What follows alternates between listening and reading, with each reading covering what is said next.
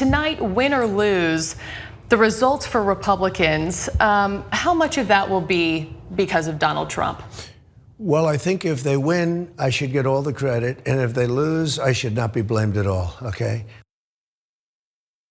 Well, yeah, that would be nice, but that's not actually how it works, buddy. So let's talk about Donald Trump and how much of the credit he deserves for the red tsunami apparently dissipating miles offshore. It never reached us, so is he responsible? Well, he doesn't want you to think that. In fact, he's doing a little bit of preemptive PR for himself, bleeding out 174 wins and 9 losses, a great evening.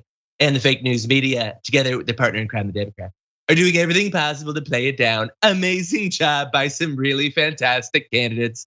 Fantastic people like Mastriano and Pope and Oz.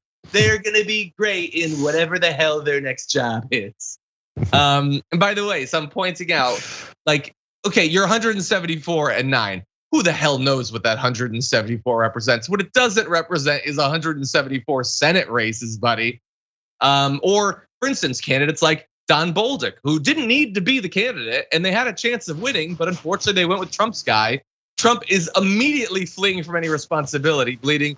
Don Bolduc was a very nice guy, but he lost tonight when he disavowed after his big primary win his longstanding stance on capital E election, capital F fraud in the 2020 presidency. Had he stayed strong and true, he would have won easily. Lessons learned. Are the lessons learned though? Like, because I feel like I don't really care about Don Bolduc's lessons or whatever. Like, you could theoretically learn a lesson.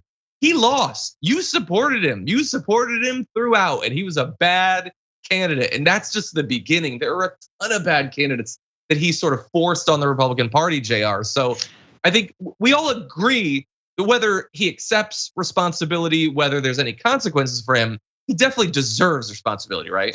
Oh, of course, and of course, that's the most Trump-like statement ever. If there's credit to be given, it should be given to me. If there's blame to be handed out, of course, I should avoid all of that. I'm Donald effing Trump. What are you talking about? You kidding me? Now, this guy is one of those ones who likes to promote how he's the leader of the party. Everyone does what I say. He's even saying it in that tweet in a way, of that truth in a way.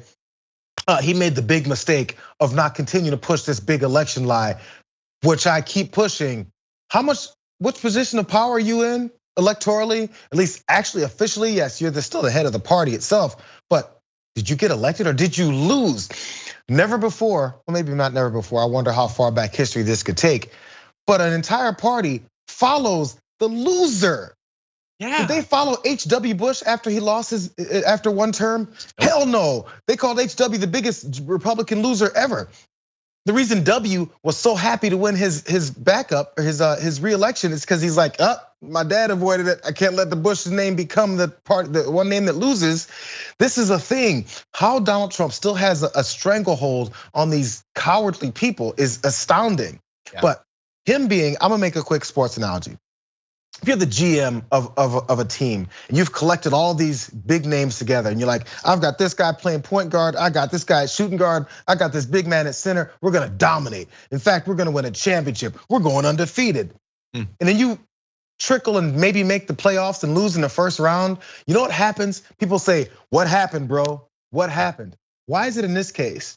You can say, I'm the GM of this party. I put people in place. They're players, they're gonna win. Big names, they follow me. They run the plays the way I like to run them. And then they lose, what is it you can say? When any sports figure gets in front of the sports media and they just made a guarantee that they're gonna win and they lose, you know what happens? They call that bulletin board material. And after that bulletin board material pans out to you losing, you're supposed to kind of go cower and hide, not still talk. But in politics, you can say, it's not my fault. Yeah, you're totally right. Like, this is not the way it works. Like, if you're the incumbent president and you lose, you don't just hang around totally determining everything that happens. Even Obama, who won twice, he's occasionally popped up. Like, he actually influenced the 2020 primary a little bit before Super Tuesday. But it's not like every candidate gets chosen based on whether Obama likes them. And Obama was a successful, popular president. This is so weird.